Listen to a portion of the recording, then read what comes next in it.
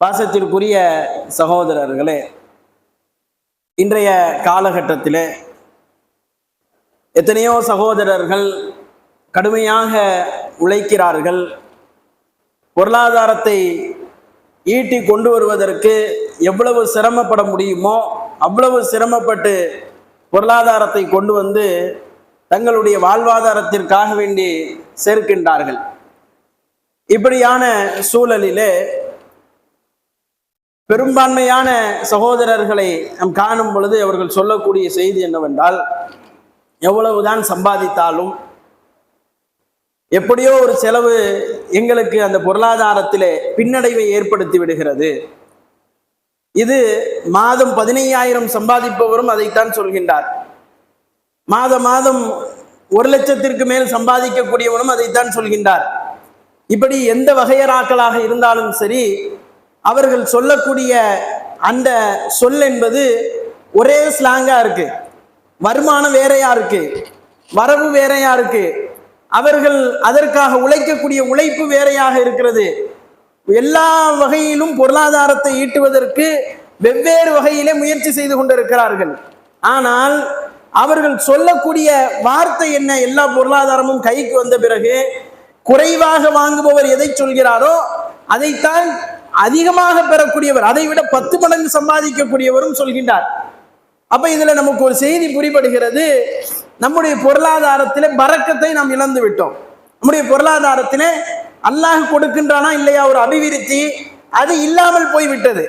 அது இல்லாமல் போனதினுடைய விளைவு என்ன ஆகிவிட்டது என்றால், எவ்வளவு சம்பாதித்தாலும் நமக்கு அது பத்தல, எவ்வளவு பொருளீட்டினாலும் எங்களுக்கு இந்த பொருளாதாரம் பத்தவில்லை என்கின்ற ஒரு முடிவுக்கு நாம் வந்து விடுகிறோம். அதனால் இன்னும் அதிகமாக உழைப்பதற்கு என்ன செய்ய வேண்டுமோ நாளுக்கு நாள் அதிகமாக உழைக்க வேண்டும், அது வேற விஷயம்.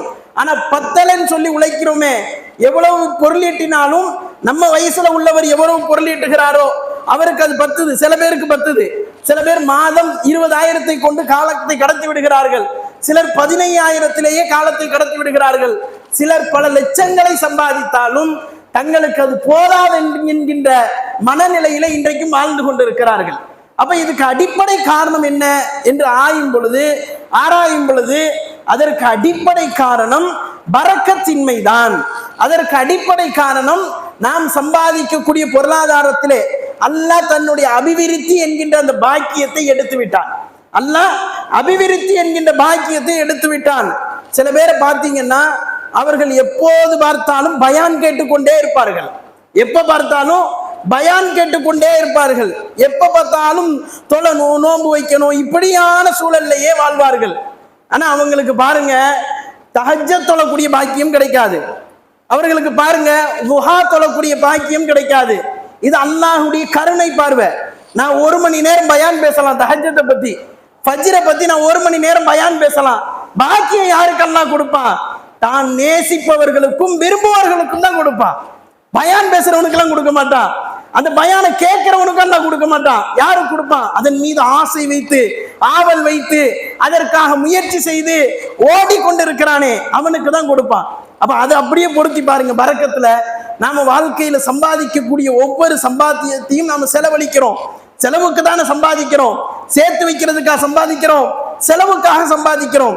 ஆனா வருமானத்தை ஈட்டு விட்டு அந்த வருமானத்தை செலவழிக்கும் பொழுது அதுல பரக்கத்து வேணும் அப்படிங்கிற அந்த எண்ணம் நம்மள்கிட்ட இல்ல. பாருங்க, பயான் கேட்கிறோம், எவ்வளவு பயான்களை கேட்கிறோம், நமக்கு அல்லாஹ் இதுல பரக்கத் செய்யணும், உங்களுக்கு பரக்கத் செய்யணும், எவ்வளவு பேருக்கு பரக்கத்துக்காக துஆ செய்கின்றோம். யாராவது ஒரு அழகிய தோற்றத்தில் இருந்து விட்டால், அல்லது ஒரு அழகிய ஆடையை எடுத்து விட்டால், அல்லது ஒரு நல்ல உணவை உண்டு விட்டால், அது நம்ம பார்த்துட்டோம்னா என்ன செய்வோம்? உடனே பாரக்கல்லாஹ் துஆ செய்யறோம்ல. ஒரு மூமினுடைய துஆ அது. அல்லாஹ்வுடைய தூதர் பல சபைகள்ல இந்த பாரக என்கின்ற வார்த்தையை பயன்படுத்தி பிரார்த்தனை செய்தார்கள். பரக்கத்துல இருந்து வந்த வார்த்தை தான் பாரக்க. பாரக்கல்லான்னு துஆ செய்யறோமே, எங்க இருந்து வந்துச்சு? பரக்கத்துல இருந்து வந்துச்சு. பாரக்க எங்க இருந்து வந்துச்சு? பரக்கத்துல இருந்து வந்த துஆ. ஆனா இன்னைக்கு நாம என்ன செஞ்சிருக்கிறோம் தெரியுமா? பரக்கத்தை புழக்கத்துல வச்சிருக்கிறோம்.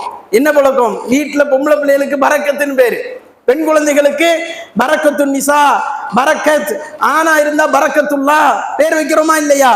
இப்படியாகத்தான் அதை விளங்கி வச்சிருக்கிறோம். பரக்கத்துன்னு சொன்னாலே நம்மளுடைய நினைப்புல என்ன இருக்கு தெரியுமா? நிறைய இருந்தாதான் பரக்கத், நிறைய இருந்தாதான் பரக்கத். யாராவது வீட்டுல 7-8 பிள்ளைங்க வச்சிருந்தான்னு வைங்க, அவனை பார்த்து நம்ம சொல்லக்கூடிய முதல் வார்த்தை, உனக்கு நிறைய பரக்கத்தா பிள்ளைங்க இருக்குதுப்பா, இதான் அளவுகோல். நிறைய இருக்கிறது அளவுகோலா? நிறைய சாப்பாடு கிடைச்சிருச்சுன்னா பரக்கத்துன்னு நினைக்கிறோம், நிறைய காசு கிடைச்சிருச்சுன்னா பரக்கத்துன்னு நினைக்கிறோம், நிறைய ட்ரெஸ் இருக்குது என்கிட்ட, இது பரக்கத்தா? அல்லாஹ் என்ன சொல்றான் தெரியுமா? 2 இருந்தாலும் புதுசாவே இருக்குது பாருங்க, அதான் பரக்கத்து. போடாம இருக்க சொல்லி புதுசா இருக்கிறது இல்ல, நீங்க போட்டாலும் அது பளபளப்பாவே இருக்கும். எப்ப பார்த்தாலும் நீங்க போட்டாலும் அது பார்க்கறதுக்கு புதுசாவே இருக்கும். உணவு கொஞ்சம் தான் கிடைச்சிருக்கும்.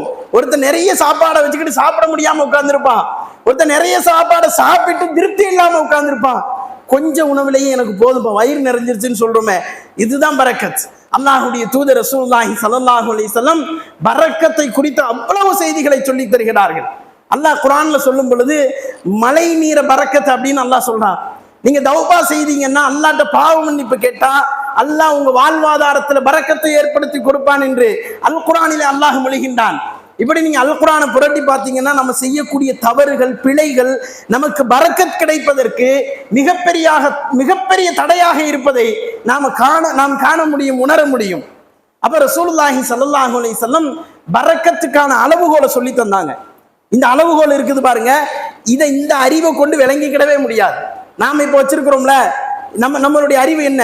போன் அடிச்சா அட்டன் பண்ணணும், அட்டன் பண்ணா அங்கிருந்து ஒருத்தர் பேசுறாரு, இதான லாஜிக்கு. உணவு வச்சா சாப்பிடுவோம், கைட்டு எடுத்து சாப்பிட்டா வயிற்றுல போய் விழும், வயிறு நிறையும், இது லாஜிக்கு, இதான அறிவு.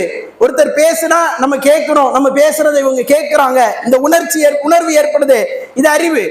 ஆனா இந்த அறிவை கொண்டு பரக்கத்தை விளங்க முடியாது. இந்த அறிவை கொண்டு அல்லாஹ் ரப்புல் ஆலமீன் பரக்கத்தை ஒரு பாக்கியமாக ஆக்கினான், ஒரு அற்புதமாக ஆக்கினான். அதனாலதான் ரசூலுல்லாஹி ஸல்லல்லாஹு அலைஹி வஸல்லம் அவர்களுடைய தோழர்கள் இருக்காங்க பாருங்க, அவங்க தங்களுடைய வாழ்வில சொல்லக்கூடிய ஒவ்வொரு வரலாற்று நிகழ்வுகளும் நமக்கு எப்படி சொல்லி தரும் தெரியுமா? பரக்கத்தை நம்ம உண்மையிலேயே பரக்கத்தை என்ன செய்ய முடியாது, கேட்டு உணர முடியாது, அதை பார்த்துதான் உணர முடியும், அனுபவிச்சுதான் பிராக்டிக்கலாகத்தான் அதை உணர முடியும். ஒருபோதும் அதை என்ன செய்ய முடியாது, கேட்டு உணர முடியாது என்பதை அவர்களுடைய வரலாற்றிலே நாம் பார்க்கலாம். பாருங்க, அபூ ஹுரைரா ரலியல்லாஹு அன்ஹு என்ன செய்யறாங்கன்னா, பசியோட இருக்கிறார். எப்பவுமே அவருக்கு பசி வந்தா மதீனாவுல அந்த தெருவில் படுத்துக்கிடுவார், வாசல்ல படுத்துக்கிடுவாரு. எல்லா சஹாபாக்களும் பார்ப்பாங்க, அல்லாஹ்வுடைய தூதரும் பார்ப்பாங்க. ரசூலுல்லாஹ்வுக்கு தெரியும் பசி வந்தாதான் இவர் இங்க படுத்து கிடப்பாரு அப்படின்னு. அப்ப இவருடைய முழு நேர வேலை என்ன தெரியுமா? அபூ ஹுரைராவுடைய முழு நேர வேலையே உட்கார்ந்து அல்லாஹ்வுடைய தூதர் சொல்லக்கூடிய அந்த நபிமொழிகளை பதிவு செய்து கொண்டிருப்பதுதான் அவருடைய வேலை. எப்போதுமே பதிவு செய்து கொண்டே இருப்பார். முழுக்க அல்லாஹ்வுடைய தூதருடைய கல்லூரியில படித்த ஒரு மாணவர். எப்பவுமே அவர் பிஸி தான். ஆனா பசி வந்தா தாங்க மாட்டார், அங்க படுத்துக்கிடுவார். நமக்கு வரக்கூடிய பசிலாம் கிடையாது. நமக்கு ஏற்படக்கூடிய பசியை எப்போதும் சஹாபாக்களுடைய பசியோட கம்பேர் பண்ணவே முடியாது. நமக்கு மதியம் பசி வரும், அது கொஞ்ச நேரத்துல அடங்கும், திரும்ப பசி வரும், அடங்கும், இன்னும் 3-4 நாளைக்கு ஓடும். அவ்வளவு எனர்ஜி உள்ள இருக்குது. நாம தான் என்ன நினைக்கிறோம், நம்ம பலகீனமா இருக்கிறோம், நம்மளால பசி தாங்க முடியாதுன்னு நினைக்கிறோம். அது ஓடும் 3-4 நாளைக்கு. இந்த 3-4 நாள் இருக்குது பாருங்க, அந்த உச்சகட்ட பசி இருக்க, அதை அடைந்தவர்கள் அவர்கள். அதுல உச்சகட்ட பசி அபூ ஹுரைரா ரலியல்லாஹு அன்ஹு அவர்கள் அந்த பசியை அடைந்து விட்டு அந்த மதீனா நகர்ல அந்த வீதியில பள்ளிவாசலினுடைய அந்த திண்ணையில படுத்து கிடக்கிறாரு. ரசூலுல்லாஹ் பாக்குறாங்க, அபூ ஹுரைரா அப்படி படுத்து கிடக்க மாட்டாரு, எப்பவுமே சுறுசுறுப்பா இருப்பார். அல்லாஹ்வுடைய தூதர் என்ன வார்த்தையை சொல்கிறார்கள், எதை பதிவு செய்யலாம்? சில சஹாபாக்கள் அபூ ஹுரைரா குறித்து கம்ப்ளைண்டே பண்ணாங்க. என்ன தெரியுமா? அபூ ஹுரைரா அல்லாஹ்வுடைய தூதர் சொன்னார்கள் என்று நிறைய செய்தியை எழுதி வைத்திருக்கிறார். சந்தேகம் எழுப்புறாங்க, அல்லாஹ்வுடைய தூதர் சொல்லியிருப்பாங்களா இல்லையானே தெரியாது அப்படிங்கிற மாதிரி ஒரு சந்தேகத்தை வெளிப்படுத்தக்கூடிய வார்த்தையை பயன்படுத்துகிறார்கள். அபூ ஹுரைரா ரலியல்லாஹு அன்ஹு அவர்கள் அவ்வளவு தூரம் அல்லாஹ்வுடைய தூதர் சொல்லக்கூடிய வார்த்தைகள்ல கவனம் எடுத்து அதை பதிவு செய்யக்கூடிய ஒரு தோழர். சும்மாலாம் இல்லை. நிறைய பேர் என்ன நினைக்கிறாங்கன்னா, சஹாபாக்கள் திண்ணை தோழர்கள் என்றால் அவங்க வேலைக்கு போகணும்ல. இப்ப இஸ்லாத்தை பொறுத்த வரைக்கும் அடிப்படை என்ன? உன் வாழ்வாதாரத்தை ஈட்டி வருவது உனக்கு கட்டாய கடமை. உன்னை பார்க்கணும், மனைவியை பார்க்கணும், பிள்ளைகளை பார்க்க வேண்டும். இது மார்க்கம் காட்டக்கூடிய ஒரு வழிமுறை. அது உன் மீது பொறுப்பாக அது விதிக்கப்பட்டு இருக்கிறது.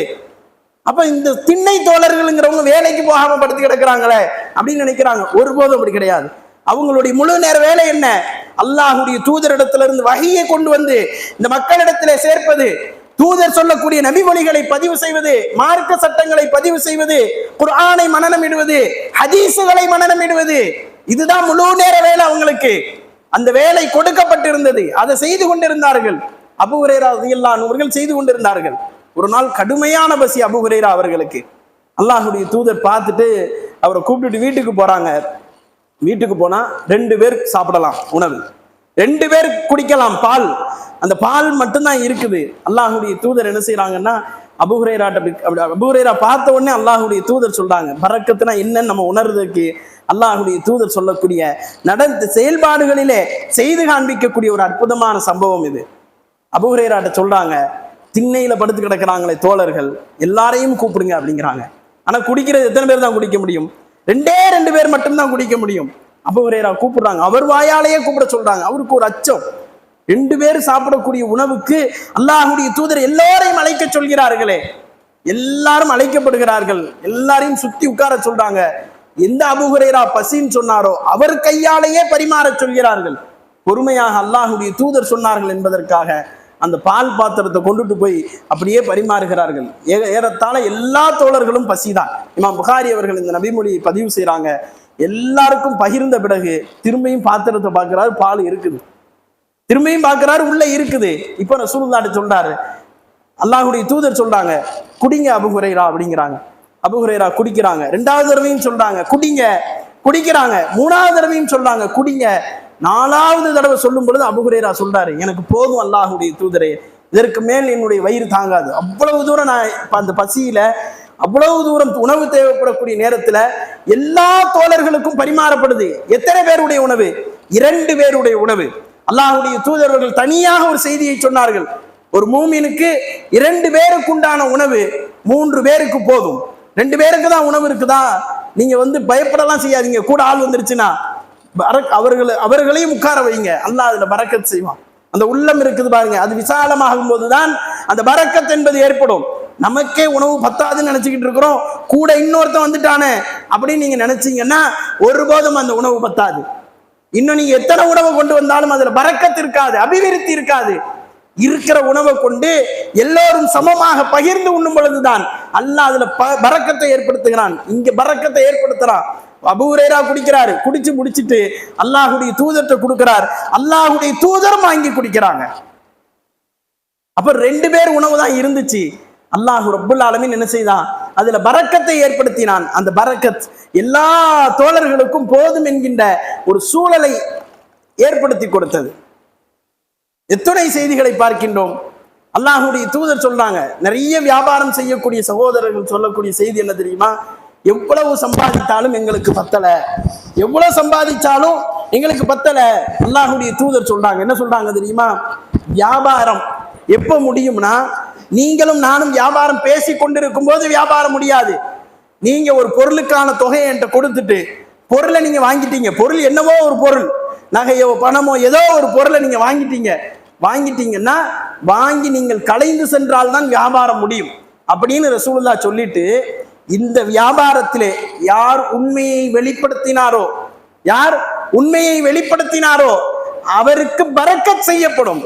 யார் மூடி மறைத்து பொய்யை சொன்னாரோ அவருக்கு நாசம் ஏற்படும் என்று அல்லாஹ்வுடைய தூதர் சொன்னாங்க. நீங்க செய்யக்கூடிய வியாபாரத்தில் அதில் குறைவோ நிறைவோ எதுவாக இருந்தாலும் சரி, உங்களை சார்ந்து வரக்கூடிய, உங்களை எதிர்பார்த்து வரக்கூடிய, உங்களை நம்பி வரக்கூடிய அந்த நுகர்வோருக்கு உண்மையை சொல்லி கொடுத்துடணும். இன்னைக்கு எவ்வளவு பொருட்கள் அப்படி விற்கப்படுகிறது, எவ்வளவு ஏமாற்று பொய், சின்ன பொருள்ல இருந்து பெரிய பொருள் வரைக்கும். இது சின்ன பொருள் தானே அப்படிலாம் கிடையாது. மார்க்கத்துல அல்லாஹ்வுடைய தூதர் ஒரு செய்தியை சொல்றாங்க. எப்படி சொல்றாங்க? பொதுவாக சொல்கிறார்கள். அது சின்னதா இருந்தாலும் சரி, ஒரு பென்சிலா இருந்தாலும் சரி, ஒரு பெரிய பொருள் கார் வாங்குறோம் அதுவாக இருந்தாலும் சரி, எதுவா இருந்தாலும் சரி, எந்த பொருளாக இருந்தாலும் சரி, அதுல உண்மை என்னவோ அதை சொல்லி விற்பனை செய்யணும்.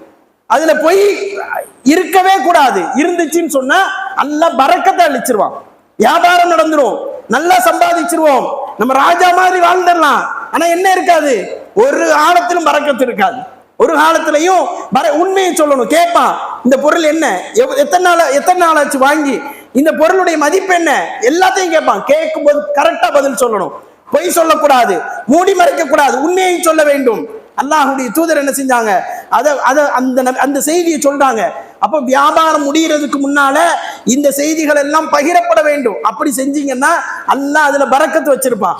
இல்ல நம்ம பொருளை தானே வித்தோம், நம்ம என்ன ஏமாத்தவா செஞ்சோம் அப்படின்னு நினைச்சீங்கன்னா அல்ல பரக்கத்தை அழிச்சிருவான். பொருளை வாங்கிட்டு போயிருவான், என்ன இருக்காது, அந்த பொருளிலே பரக்கத்து இருக்காது என்று ரசூலுல்லாஹி ஸல்லல்லாஹு அலைஹி வஸல்லம் சொன்னார்கள். அதே மாதிரி அல்லாஹ்வுடைய தூதர் சொன்னாங்க, பரக்கத்துக்காக நம்ம ஏங்கணும். ஒவ்வொரு நாளும் அல்லாஹ் எனக்கு கொடுத்ததுல எனக்கு பரக்கத் செய்யணும், நாம என்ன செய்யணும், மேலும் மேலும் ஆசைப்பட வேண்டும். ஆசைப்பட்டோம்னா இதெல்லாம் நம்ம என்ன செய்யணும், நம்முடைய வாழ்வுல பின்பற்ற வேண்டும். அல்லாஹ்வுடைய தூதர் சொன்னாங்க, இன்னைக்கு நிறைய சகோதரர்கள் உறவுகளை துண்டித்து வாழக்கூடிய காட்சியை பார்க்கிறோமா இல்லையா? அண்ணன் தம்பி, உடன் பிறந்தவர்கள், சகோதரிமார்கள், அல்லது அந்த வாப்பாவோட உடன் பிறந்தவர்கள், உம்மாவோட உடன் பிறந்தவங்க, இப்படி எவ்வளோ உறவுகள் இருக்குது. இந்த உறவுகளை துண்டித்து வாழக்கூடிய ஒரு சூழலை இன்றைக்கு சமூகத்துல பார்க்கிறோம். எவ்வளவு உறவுகள், ஒரு குடும்பத்துல யாராவது ஒருத்தரை துண்டிச்சிருப்பார் அப்படின்னு சொல்லக்கூடிய அளவுக்கு இன்னைக்கு உறவுகள் துண்டிக்கப்பட்டு இருக்குது. நான் அவன்கிட்ட பேச மாட்டேன், இவன்கிட்ட பேச மாட்டேன்.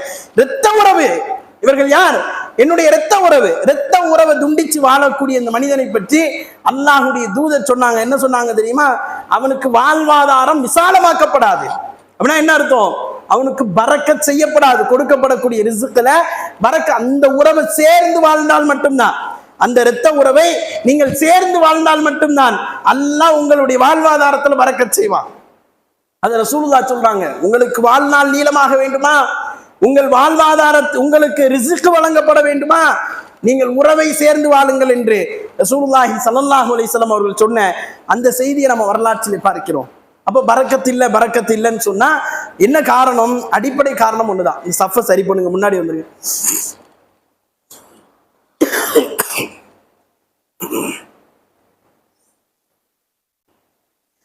அப்ப அடிப்படை காரணம் ஒண்ணுதான். என்ன? நாம மார்க்கத்தினுடைய சில அம்சங்களை சரியாக கவனித்து பின்பற்றாததினுடைய விளைவுதான் நமக்கு பரக்கத்தின்மைக்கான அடிப்படை காரணம். பரக்கத்தின்மைக்கான அடிப்படை காரணம் என்பதை நாம் உணர்ந்து கொள்ள வேண்டும். ரசூலுல்லாஹி ஸல்லல்லாஹு அலைஹி வஸல்லம் நம்ம ஆரம்பத்துல சொன்ன அந்த நிகழ்வு மாதிரி, அபூ ஹுரைராவுடைய நிகழ்வு மாதிரி நிறைய நிகழ்வுகளை தங்களுடைய வாழ்வுல என்ன செய்யறாங்க, நிகழ்த்தி காட்டுறாங்க.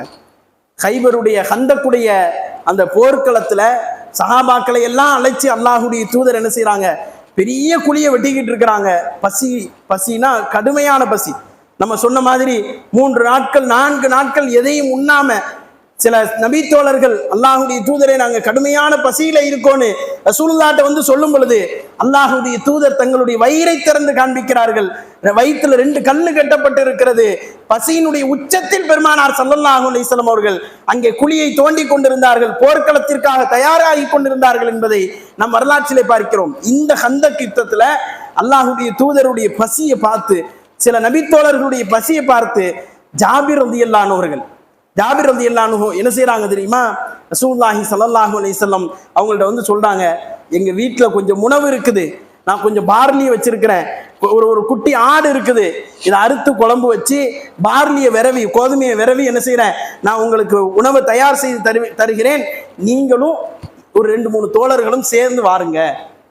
அங்க ஆயிரக்கணக்கான தோழர்கள் வேலை பார்த்துட்டு இருக்கிறாங்க, 1-2 பேர் கிடையாது.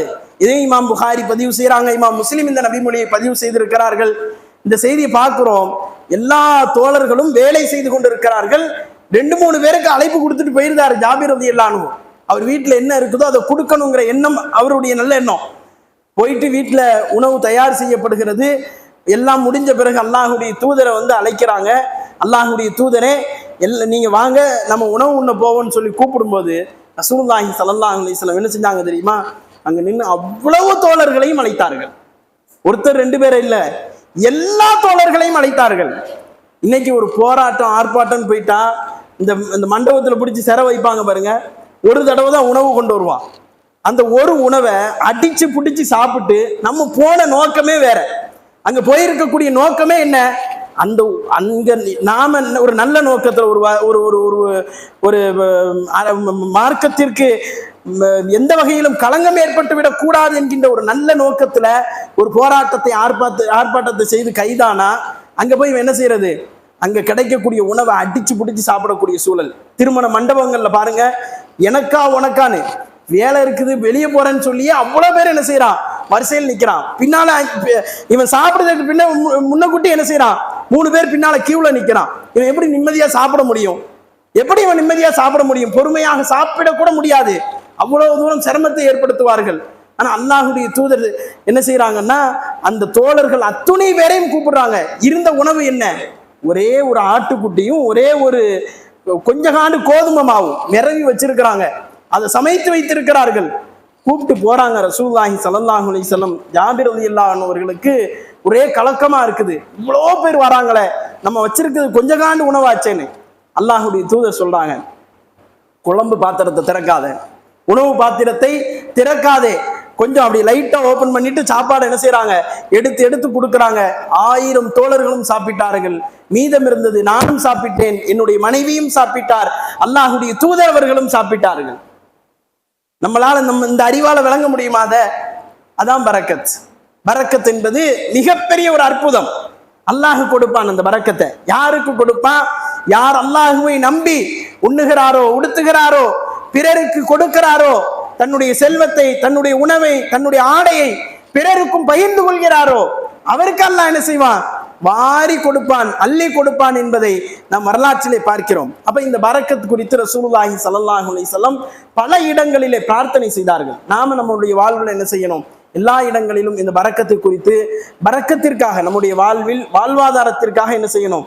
அதிகமாக பிரார்த்தனை செய்ய வேண்டும். அல்லாஹுடைய தூதர் எங்கேயாவது உணவு உண்ண சென்றால் என்ன செய்வாங்க?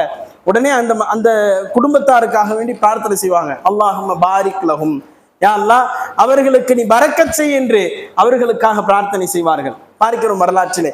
ஏதாவது உணவை உண்டு விட்டால் உடனே ரசூலுல்லாஹி ஸல்லல்லாஹு அலைஹி வஸல்லம் அந்த உணவுக்காக, அந்த உணவுல பரக்கத்து ஏற்படணும் அப்படிங்கிறதுக்காக அல்லாஹுடைய தூதர் பிரார்த்தனை செய்து பார்க்கிறோம். அதே மாதிரி பாருங்க, திருமண வாழ்க்கை இருக்குது பாருங்க. இதுதான் ஒரு இஸ்லாமிய குடும்பம் உருவாகுவதற்கு அடிப்படையே இதுதான். இந்த திருமண வாழ்க்கை தான். இங்க இருந்துதான் இஸ்லாமிய குடும்பம் என்ன செய்யும்? அப்படியே உருவாகும். அப்ப அங்கே அல்லாஹுடைய தூதர் செய்யக்கூடிய ஃபர்ஸ்ட் பிரார்த்தனை என்ன தெரியுமா? பாரக்கல்லாஹு லக வ பாரக அலைக. நம்ம காதுகள்லாம் நிறைய பேர் கேட்டிருக்கவே மாட்டோம். வயசுல 40-50 வயசுகளை தாண்டியவர்கள் இந்த பிரார்த்தனையை கேட்டிருக்கவே மாட்டோம். ஏன்? நமக்கு சொல்லி கொடுத்த பிரார்த்தனை எல்லாம் அல்லாஹும்ம அல்லிஃப் பைனஹுமா கமா அல்லஃப்த என்கின்ற அந்த பிரார்த்தனையை தான் சொல்லி கொடுத்தார்கள். ஆனா ரசூலுல்லாஹி ஸல்லல்லாஹு அலைஹி வஸல்லம் என்ன செஞ்சாங்க?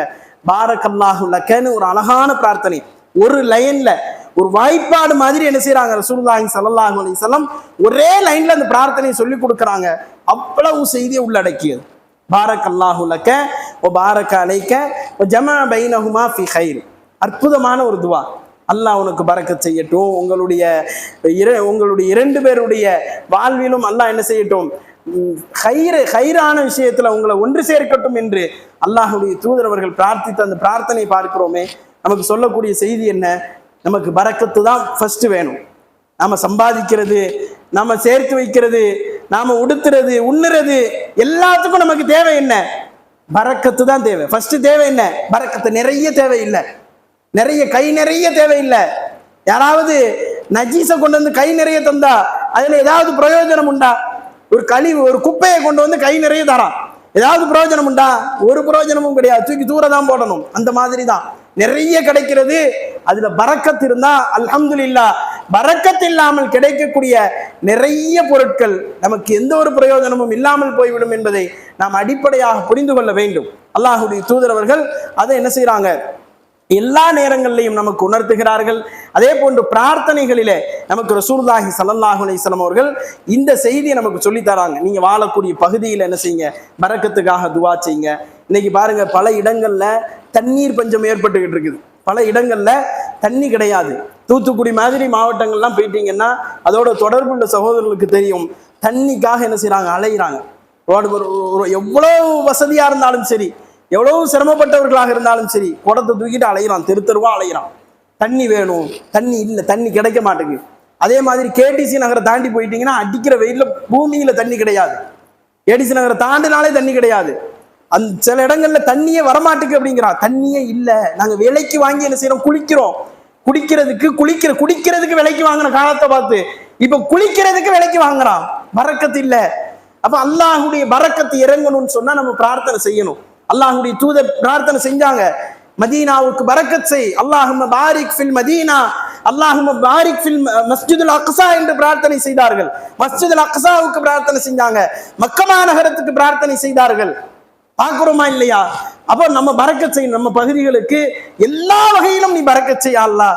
உணவுல, உடையில, விவசாய நிலங்கள் காஞ்சி போய் எந்த விவசாயம் எந்த அறுவடையும் செய்ய முடியாமல் பல இடங்கள்ல அப்படியே அப்படியே அதை போட்டுட்டு அப்படியே போயிருந்தான், அப்படியே அது விற்பனை நிலமா மாத்திட்டு போயிருந்தான். பார்க்கிறோமா இல்லையா? வேதனைக்கு மேல வேதனையா இருக்கும் பார்க்கும்போது. அவ்வளவு உணவுகளை கொடுத்த அந்த பூமியில அடுத்து உண்ண முடியாது, உணவை உற்பத்தி செய்ய முடியாது என்கின்ற சூழல் எல்லாம் பரக்கத்தின்மையினுடைய வெளிப்பாடு. நாம கொஞ்ச நெஞ்ச நமக்கு வைக்கிற சாப்பாடை மட்டும் நம்ம நினைக்கிறோம். சாப்பாடு மட்டும் கிடையாது பரக்கத்துங்கிறது. நம்மளை சுத்தி வாழக்கூடிய எல்லா பகுதிகளிலையும் பரக்கத்து ஏற்படணும். நம்ம நண்பர்கள் அத்துணை பேருக்கும் பரக்கத்து ஏற்படணும். பரக்கத்து தான் என்ன செய்யும்? நாம எல்லா வகையிலும் சந்தோஷமாக நிம்மதியாக வாழ்வதற்கு அடிப்படை காரணங்களிலே முக்கிய காரணமாக இருக்கும் என்பதை நாம் உணர்ந்து கொள்ள வேண்டும். அல்லாஹு ரப்புல் ஆலமீன் நாம் கேட்ட செய்திகளை நினைவில் வைத்து நம்முடைய வாழ்விலும் அதிகமான பரக்கத்துகளை பொழிவதற்கு நாம் பிரார்த்தனை செய்ய வேண்டும். அல்லாஹ் அந்த பாக்கியத்தை உங்களுக்கும் எனக்கும் தந்தல் புரிவானாக என்று கூறி முதல் உரையை